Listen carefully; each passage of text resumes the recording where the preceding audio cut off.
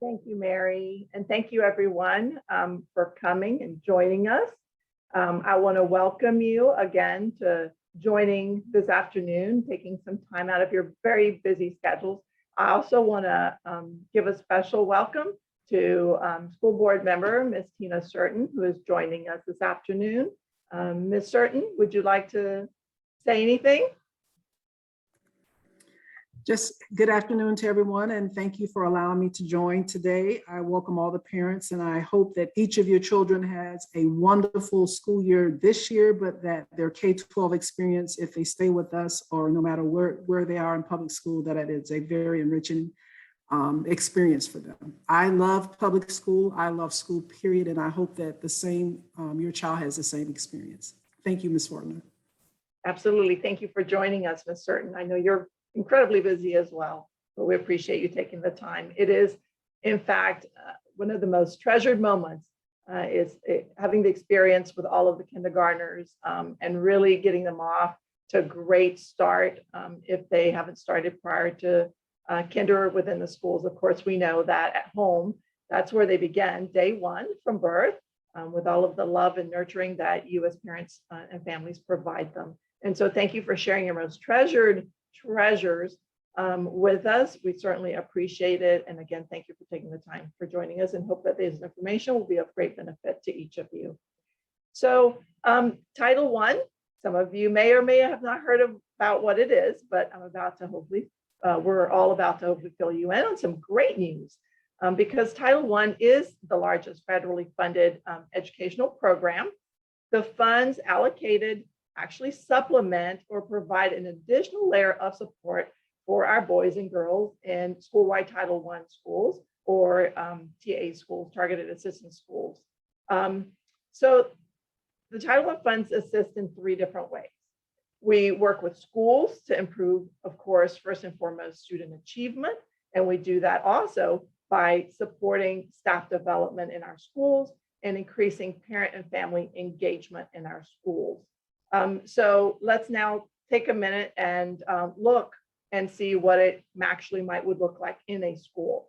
The Title I department, collaborate with the schools, we collaborate with families, and we collaborate with our community members because we believe that this is a all-in, all hands on deck in order to help support our students.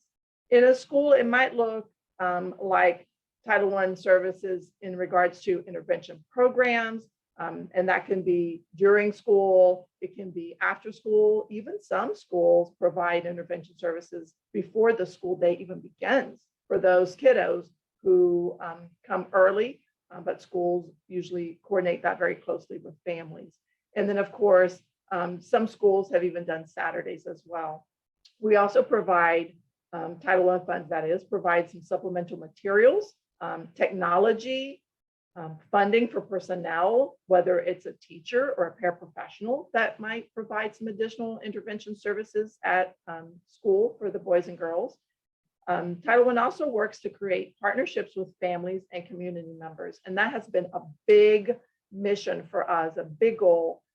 We've done it all along, right? Title I services has always provided services to our families, but we've made it a mission to get that much stronger, right? Because again, the forces behind our kids, the more that we get help and the more that we work together as a community, the more coordination we are able to provide for our students, and then not overlap so much in funding certain activities or different things going on or resources, right?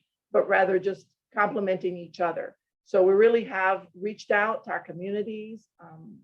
I know Mary can mention all sorts of different community members that we have been working with, but we've even also reached out to Child Center and some of the early learning programs as well in preparation for our kindergartners entering kindergarten. We create, in addition to that, Title I District Department, we hold family events and workshops, which we certainly welcome all of you in. Please stay connected with us, and we'll share with you later on different ways that you can stay connected with Title I functions and activities going on.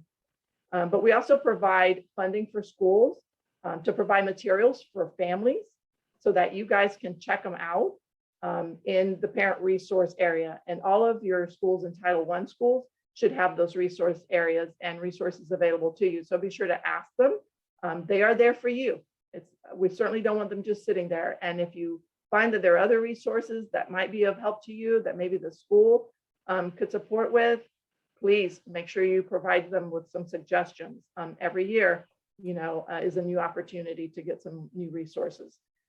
We also routinely ask for feedback from our stakeholders. Again, that's critical, right? We alone sitting here don't know every need, and the most urgent needs, sometimes they change from a month to month or a year to year. I mean, we've seen it happen with COVID and with the Delta virus. So just be sure to provide us some feedback. We really want to listen. We really want to implement and make sure that we're meeting your needs, whatever those are.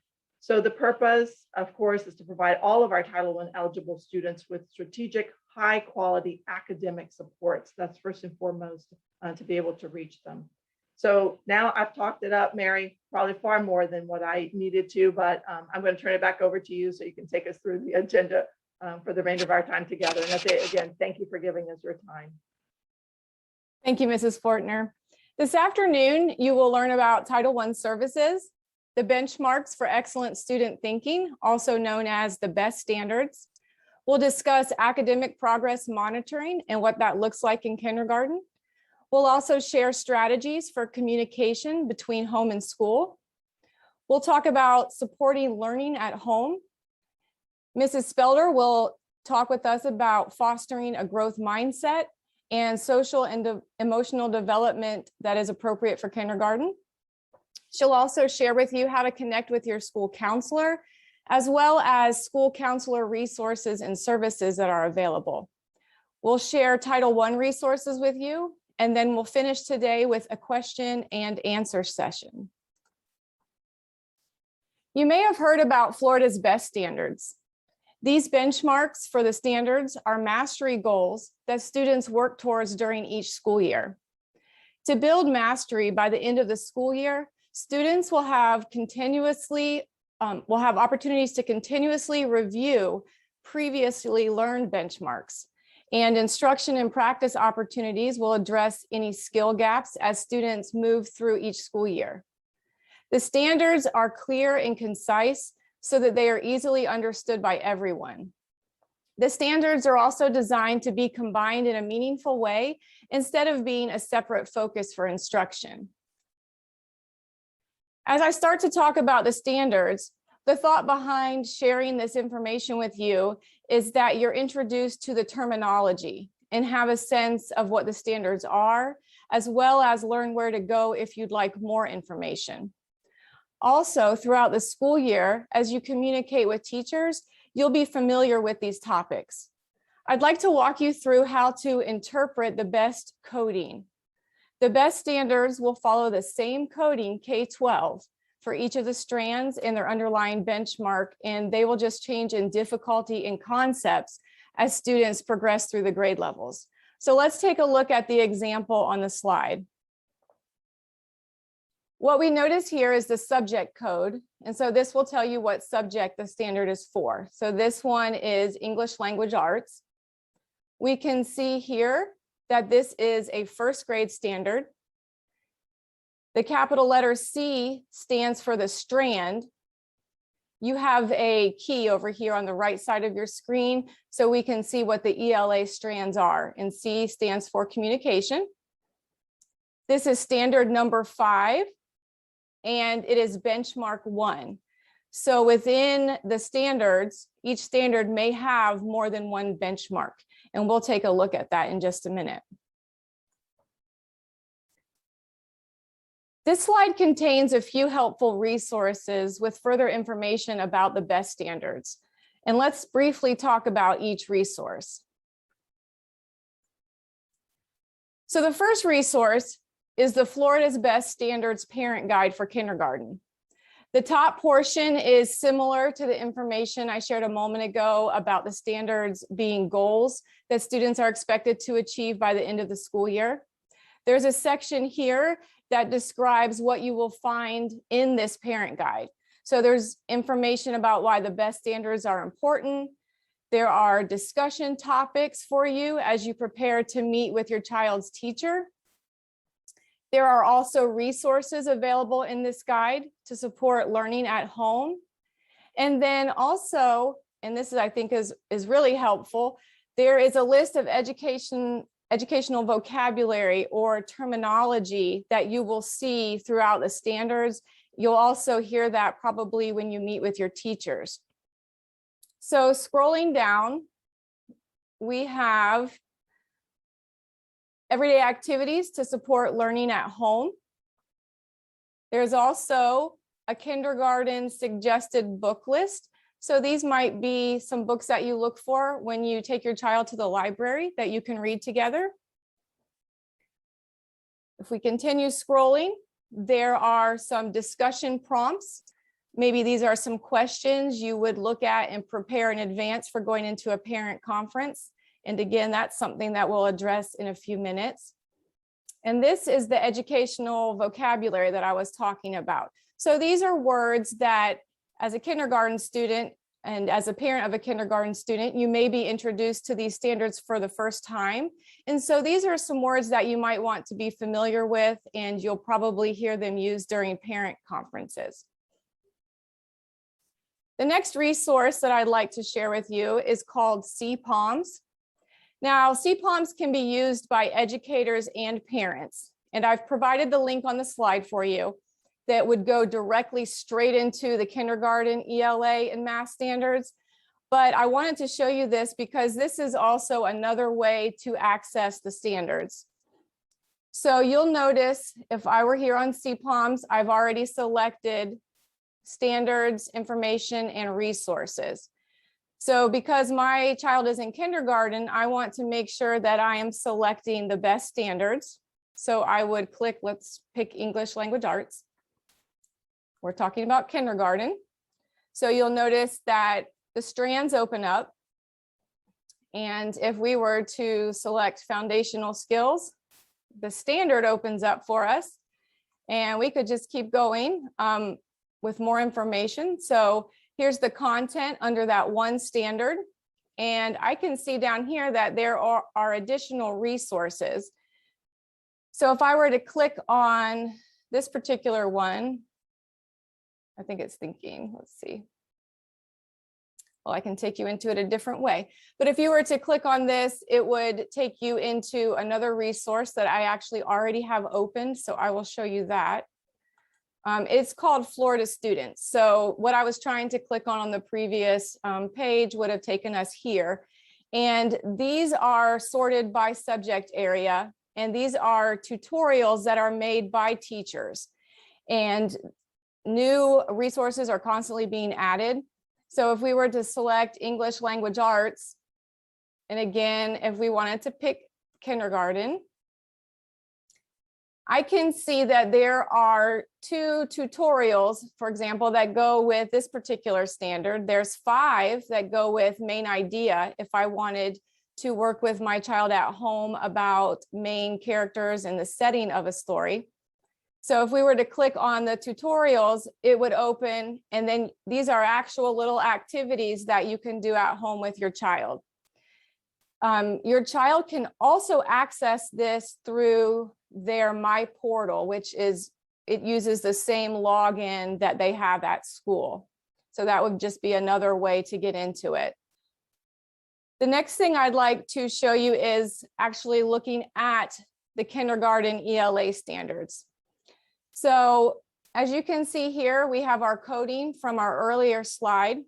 This is ELA. I can tell by the K that this is a kindergarten standard. The F lets me know that this is a foundational strand. This is standard 1 and benchmark 1. So here's all the information that my child will be learning related to this particular standard.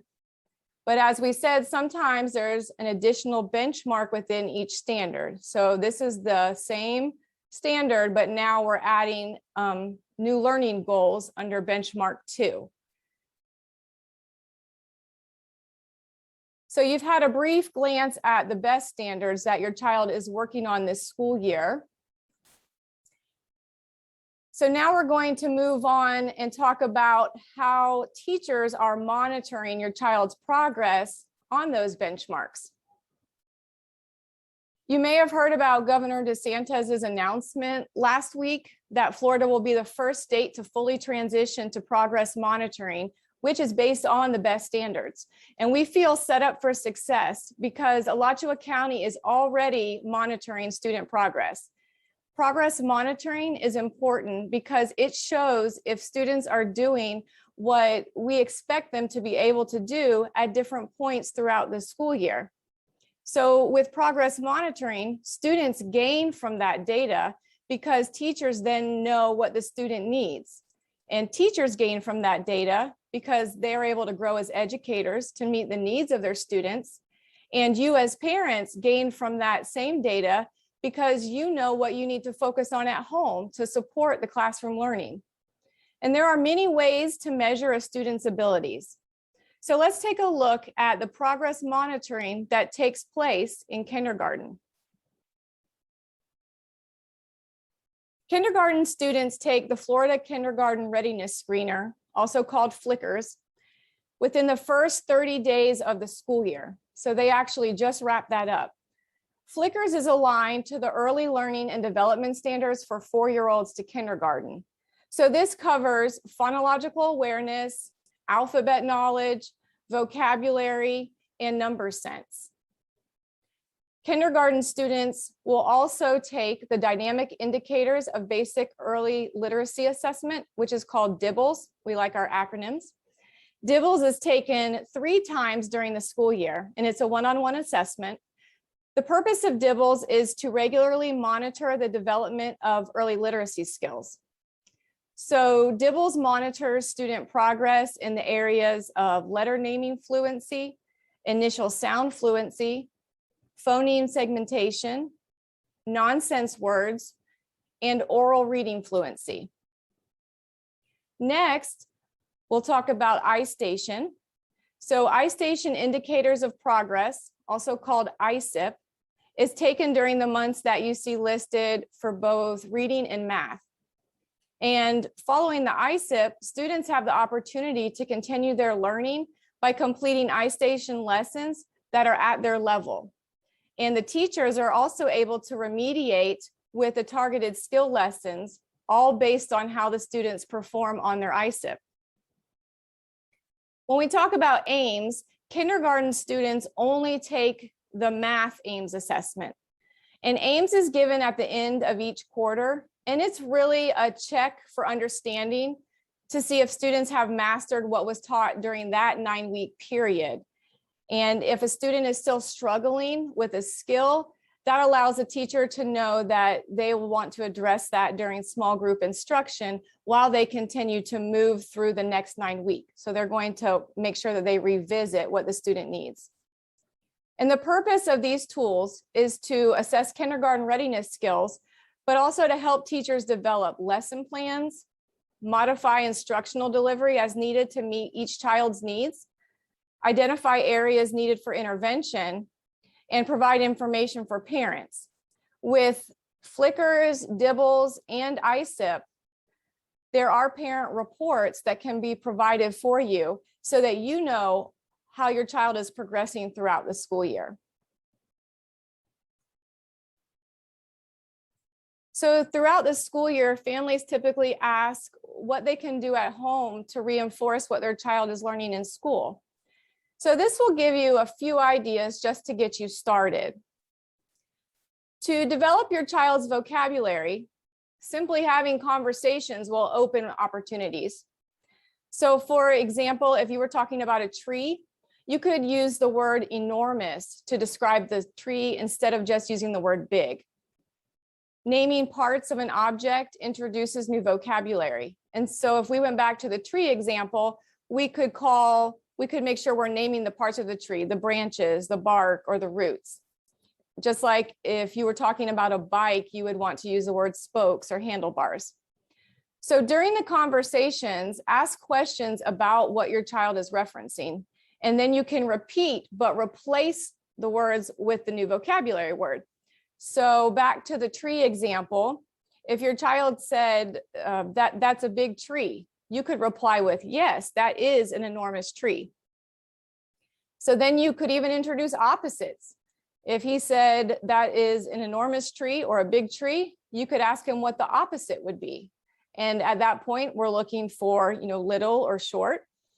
But the way that the child responds can lead the conversation in a million different directions. But it gives us as parents a further glimpse into what they're thinking about and understanding. Math can be infused into almost anything we do. A deck of cards, for example, can become a game. You could talk about which number is larger or smaller. You could have your child add or subtract the numbers when they flip over the deck of cards. If you'd like your child to start helping in the kitchen during mealtime, that would be an opportunity. They could even count silverware or use a measuring cup.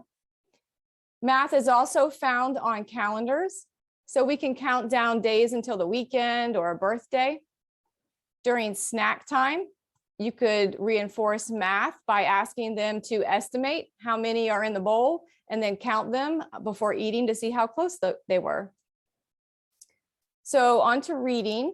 Reading every day with your child is ideal. Younger children enjoy rereading the same book over and over.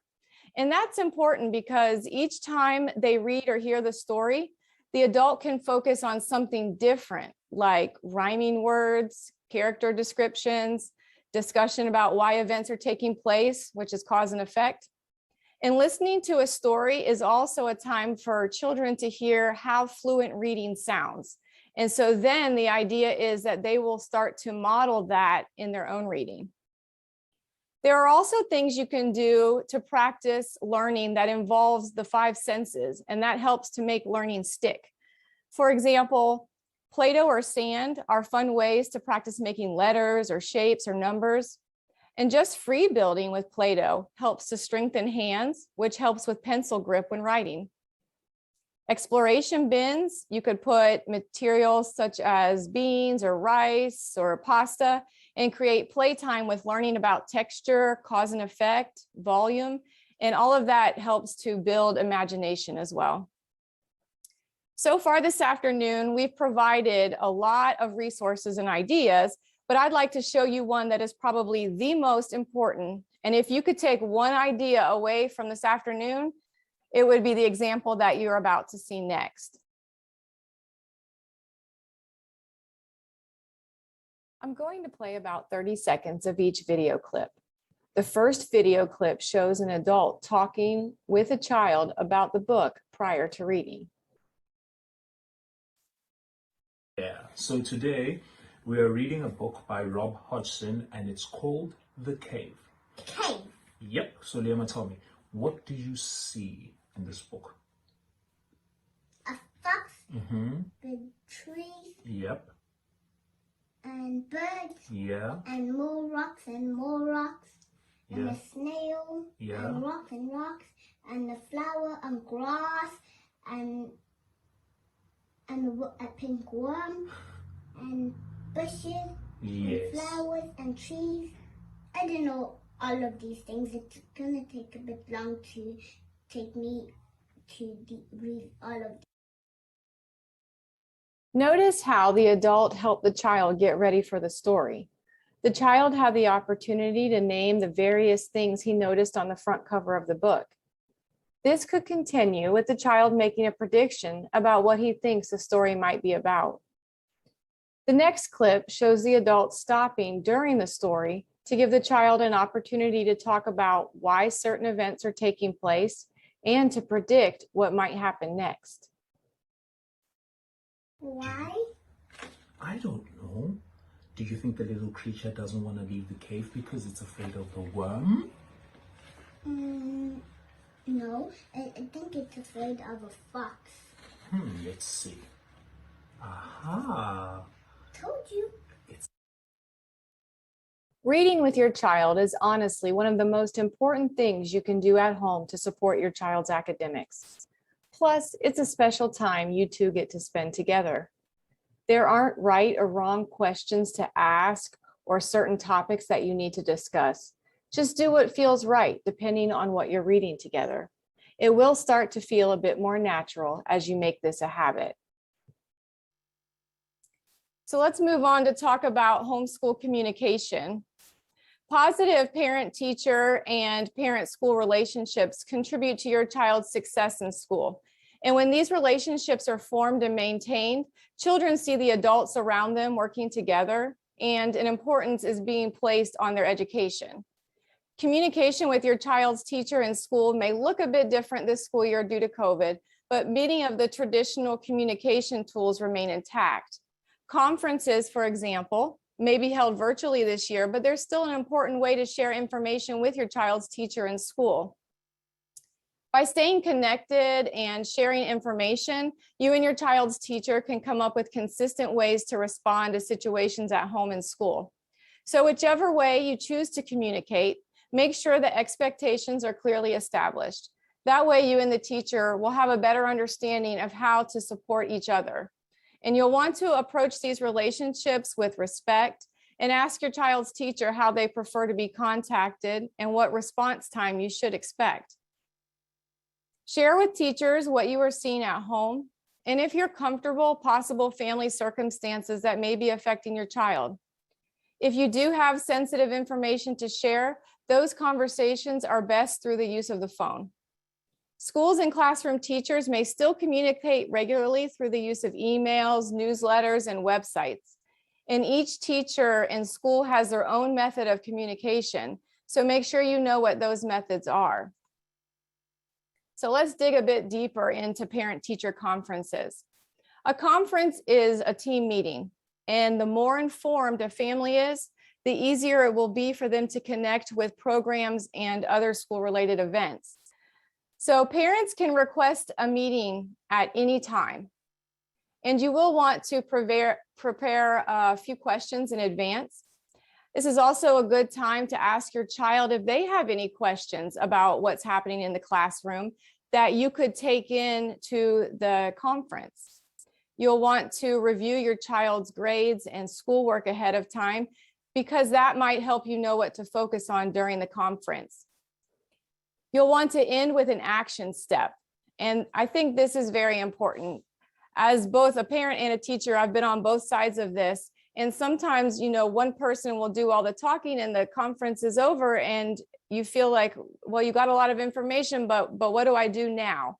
And so it's really important to have a focus going in from your point of view, and then also being able to leave by asking the teacher, okay, we talked about these topics. So give me one or two things that I can do at home that will help support my child's learning.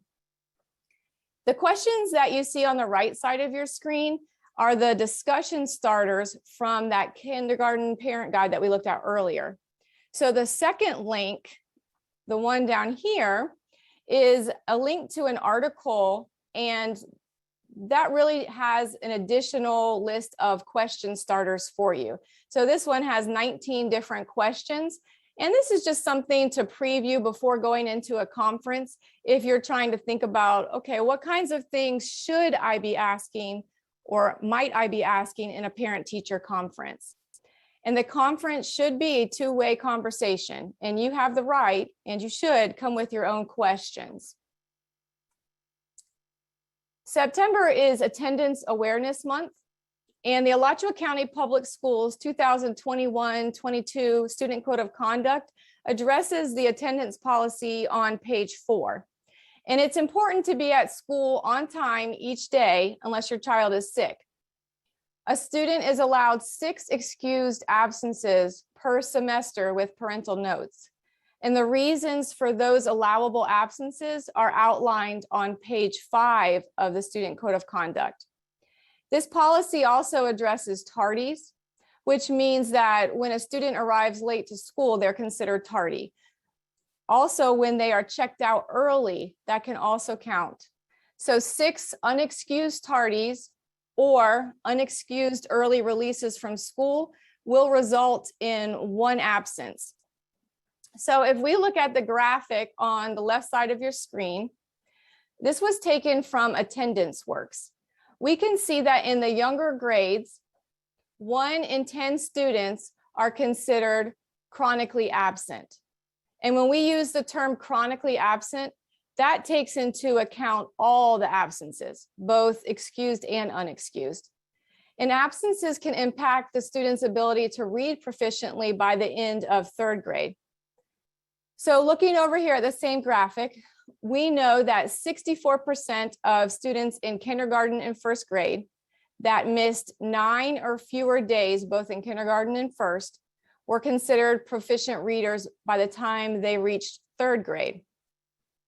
And as the absences climb, we can see how it impacts the student's ability to read.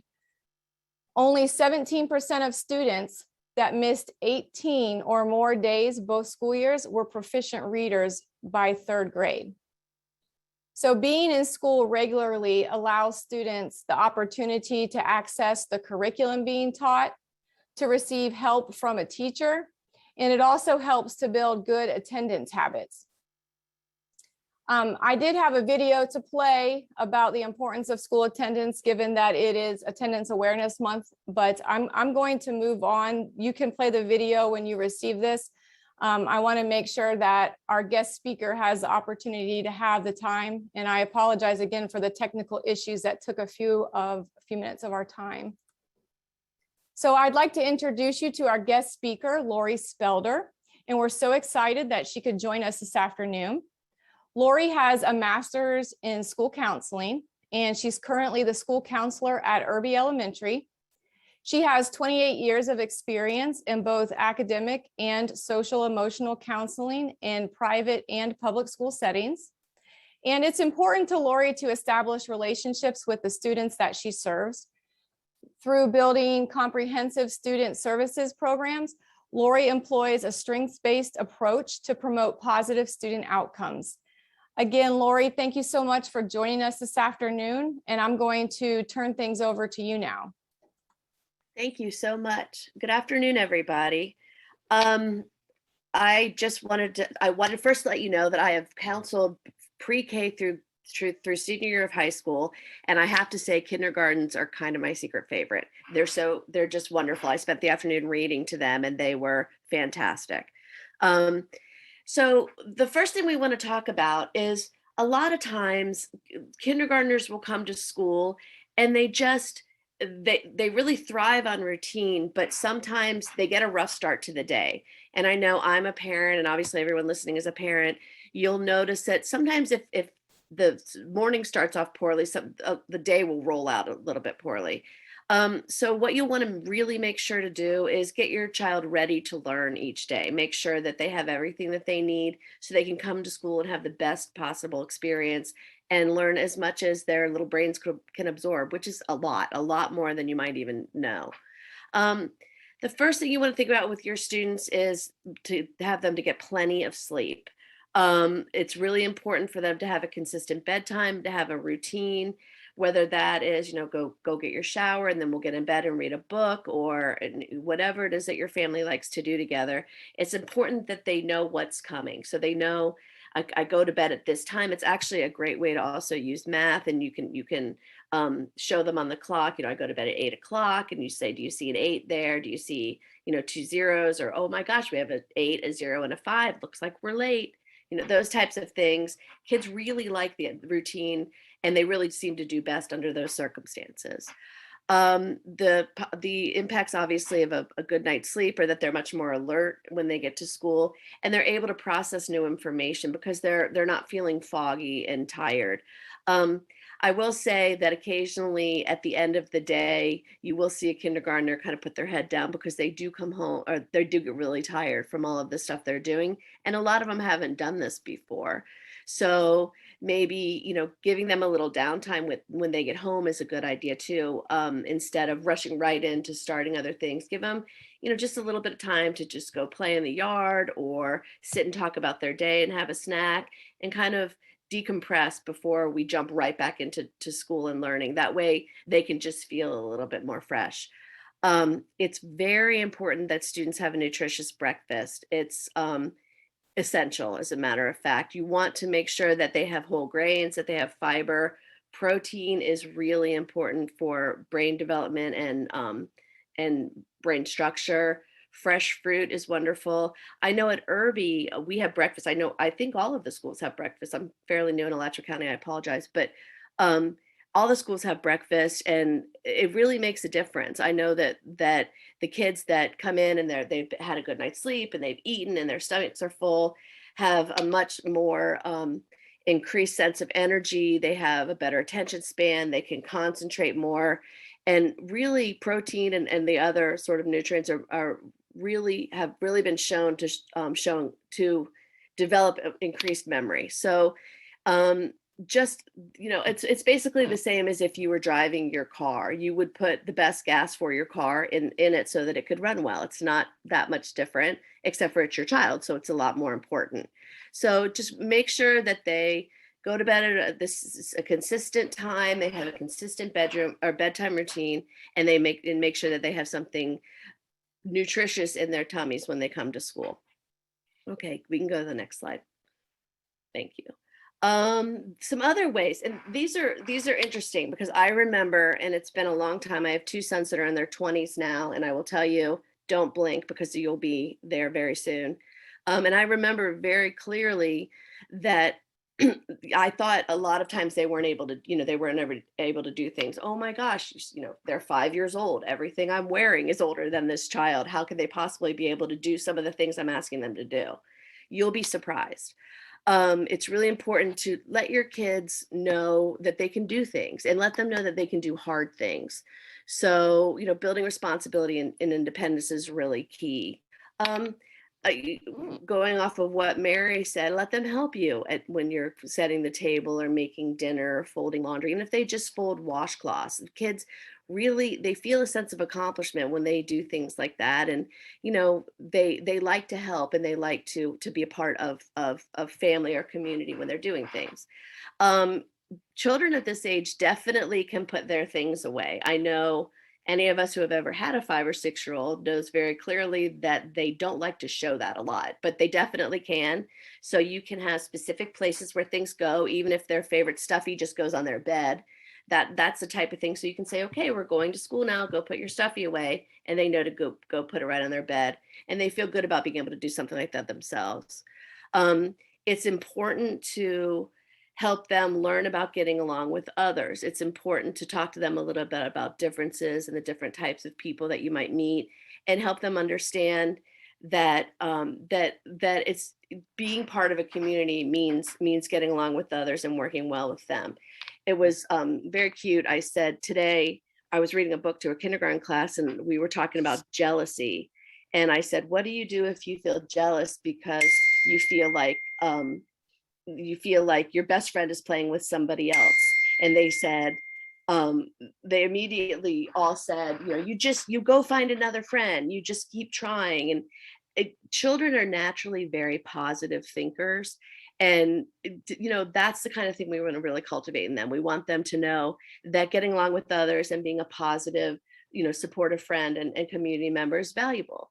Taking turns, that's very difficult at that age. We want to make sure, and it's okay, mom, dad, grandma, whoever the adult is. I always refer to the kids as their adult, but whoever the child's adult is, it's very important for them to understand that sometimes you have a turn. So, you can, however that looks in your eyes, take turns with them and show them that, that everybody gets a turn, and it's important that everybody be allowed to have a voice in a discussion. Have them listen. That's a big thing. And I think it's very easy because we all have very busy lives, but stop. And if you can, get down on their level, get down, bend down a little bit so you're eye to eye with them, so they can see you and they can really understand that I'm interacting with this person. So you do things like, please look at me when I'm talking, or, I'm going to give you these directions. What I often say is sort of add one direction at a time. So if you'd like your child to do something, ask them to, come over or walk over to them in their chair, get eye level and say, I would like for you to, help me put away this silverware or clean up your toys or whatever it is. And you can give one direction. Initially, I would give one direction at a time. And then once they master that, add a second step and, see how they go. I think you'll be surprised. Kids can do a lot more than you can imagine. A schedule, absolutely essential. It's really, really important that children know what to expect, know what's coming, know what time they go to bed. All of those things have more value than you probably know. And there's studies. If you want to get in touch with me at Irby, I'm happy to send you. There's all kinds of studies on that. A schedule is a really key component of having a successful school experience. They also have a schedule all day at school, so it just kind of has a consistency throughout their day if you have one at home as well. I mentioned chores a little bit. I think that's very important. Mealtime. Your 5 or 6-year-old should be able to sit at the table, and they don't need a device at the table. They should be able to sit at the table, have their napkin in their lap, use their silverware appropriately. It's not going to happen all the time, but that's the kind of thing I would definitely praise if you notice good behavior. And don't necessarily fuss at them, but kind of point out the other behaviors that you might want to see at mealtime that you're not seeing. Make sure that they have a balanced, nutritious meal every night. The kids can dress themselves. I actually asked the same kindergarten class today, how many of you guys can tie your shoes? About a third of the kids said they could. So just to let you know if your kids can or can't, it was about a third of the kids in that class. I remember one of my sons, and luckily they have a different last name, so you won't know him, was probably in about 2nd grade. So that happens too. But start teaching them to tie their shoes. Start saying to them, give it a try. And if they make kind of a messy bow or a half knot, leave it like that. That's okay. As long as they're not going to trip, let them tie it the way they tie it, and let them, take pride in the fact that they're learning to do something. They can also take care of their personal hygiene to a certain degree. Most of them, obviously can use the bathroom. They can, if you want them to go in and take a shower, you might say, go in and take a shower. And then when they get out, you can sort of, ask them if they went through the steps that you normally take in a shower, or you can say, I'm going to sit here while you take a bath. Let's go ahead and wash your hair, and maybe put a little shampoo in their hair, but still they can rub it in and kind of do all the things and start to learn more about just taking care of themselves. And I will say it again, they can do so many more things than you think they can. And it's always scary, especially if I'm talking to parents of their oldest is going to kindergarten. It's always a little bit scary to think. I remember touring a kindergarten and thinking, my kids can't do any of this stuff. And again, you'll be very surprised at what they can do. Could I have the next slide, please? Carol Dweck, who is a professor at Stanford, came out with a book in 2006 called Mindset. And it's a really interesting idea. It's this idea of coming at problems in a way that's probably a little different than those of us that went through a traditional public system probably 20 years ago. It's a very interesting concept. I'm going to show you about a 2-minute video, and we'll see if it works, and if it doesn't, I'll just explain it. But once you see the video, the slide, I'll go through the points on the slide as well. So you can go ahead and start that. Thank you.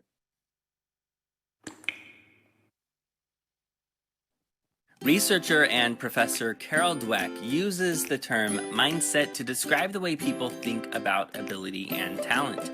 Dweck delineates between 2 different mindsets that exist on a continuum. The first is the fixed mindset, which suggests that your abilities are innate and unchangeable. The second is a growth mindset, which views it as something you can improve through practice.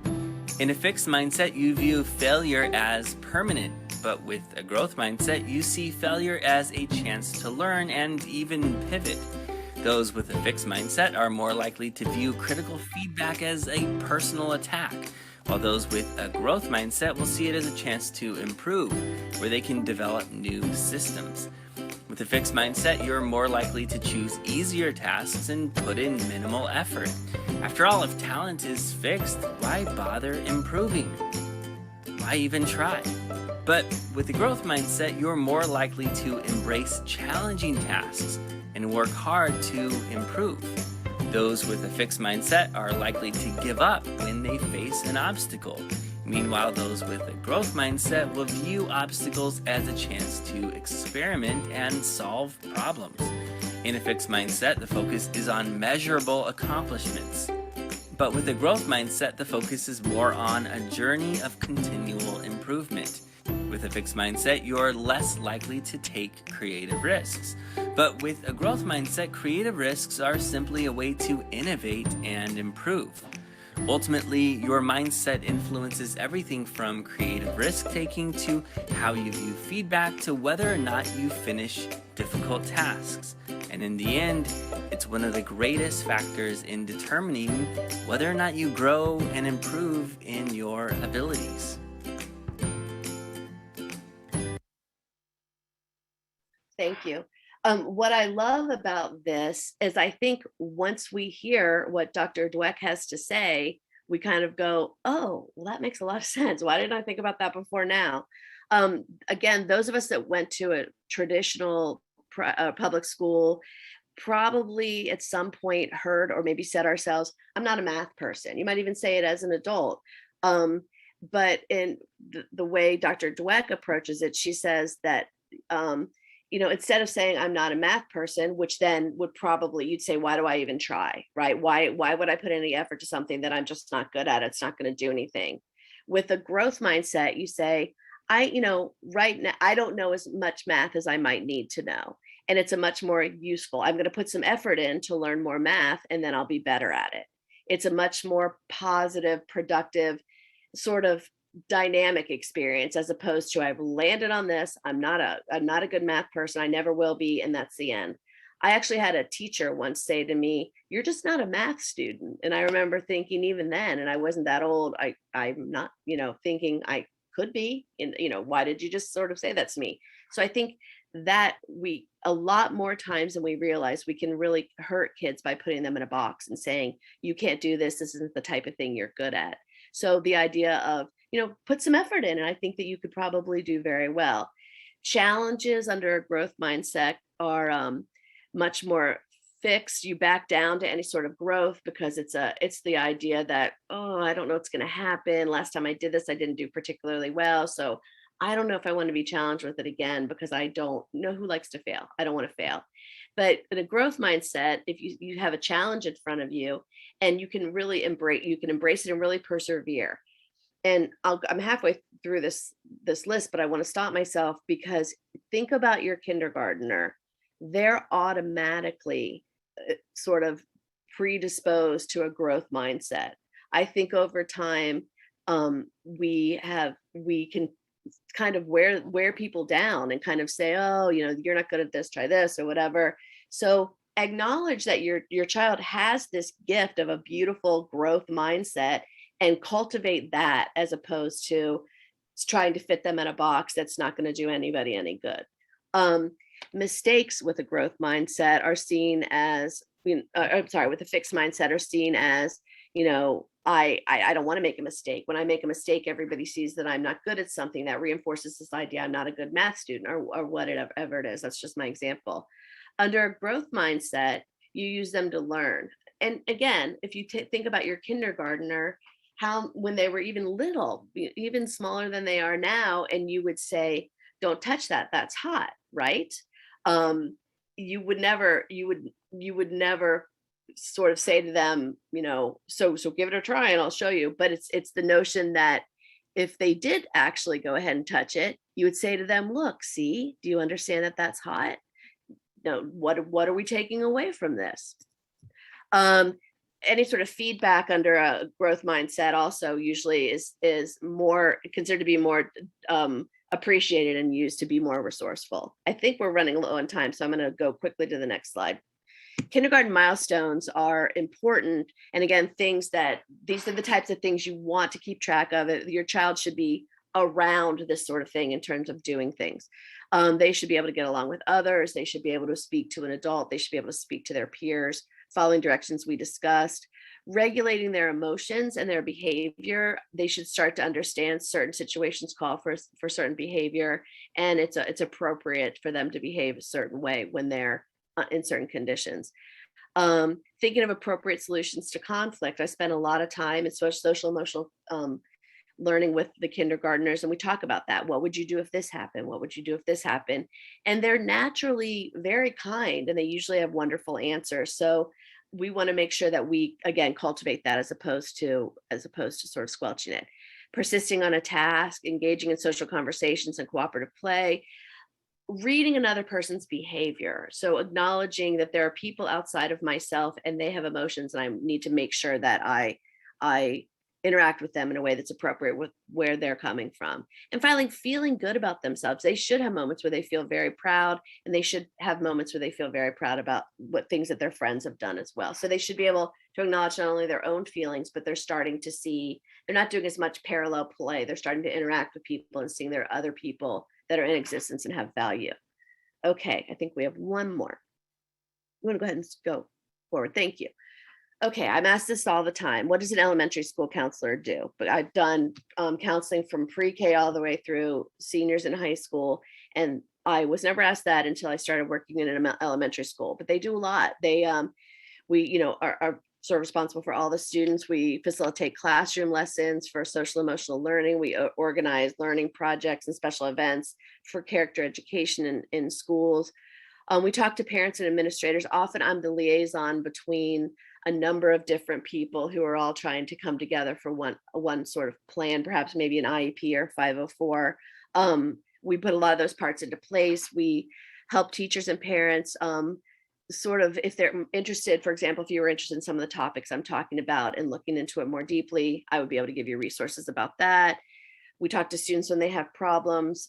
It's important that you know that a school counselor, although we're trained therapists, our job at school, it's just not possible to do an appropriate job of counseling them. What we do is a triage type of counseling to sort of help them get on their way. And then if they need a more in-depth counseling, that would be something that you would seek outside of school. Visit with students, and we so they understand that there's extra support. We also talk to families who are going through any sort of difficulties, and we have small groups. I know there are small group lunch bunches for students whose parents are divorced or incarcerated parents or grief and things like that. There are any number of things. We run those. We will do in the spring, late spring, you will want to know this, there will be an initial assessment to start the process for gifted for kindergartners. That doesn't happen until very late in the spring, so that's not something you need to worry about now. Finally, we are often the first contact for any sort of 504 IEP services that you need to do. And all of those things fall under this kind of umbrella of school counseling. Every school counselor is a little bit different, but the thing I've found consistently is the fact that they all are helpers. And I always tell kids, when you see me, you're not in trouble. My entire job is to make your experience better. And I think that goes for parents as well. We will do anything we can.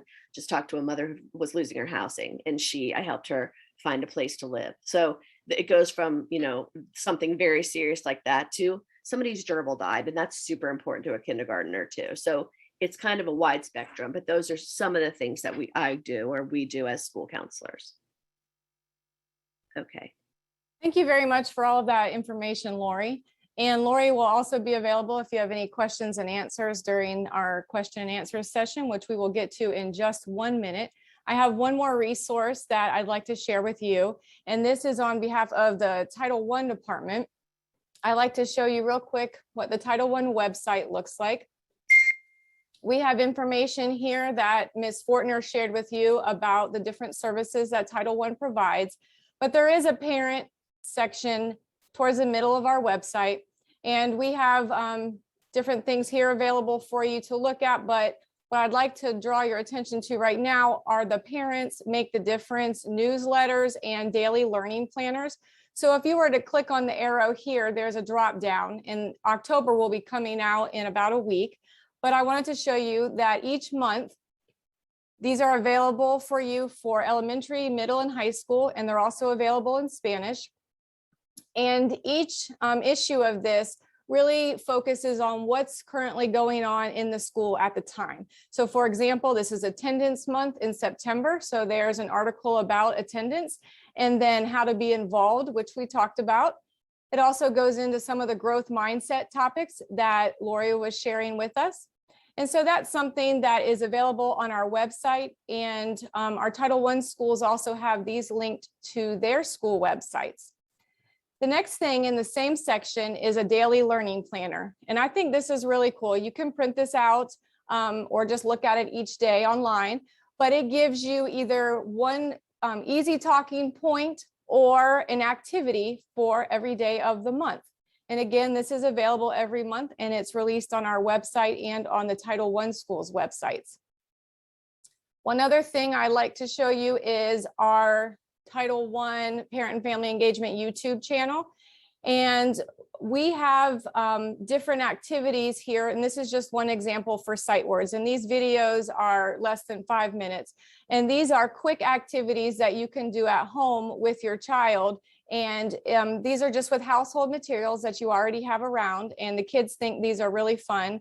We had a lot of feedback from parents last year about the idea that they could see the activity in action and then be able to turn around and do that with their child. We also have Twitter accounts and our Facebook page, and both of these are how we advertise any events that are coming up. So for example, this event you may have seen advertised on Facebook and Twitter. We also share resources with you, maybe some tips for the weekend or ELA tips, math tips. So you'll want to definitely follow us on Twitter and Facebook and subscribe to our YouTube channel if you haven't done that already. I did see in the chat that people were asking for all of these links to the resources, and we do have these available for you on the last slide. So those are all here for you.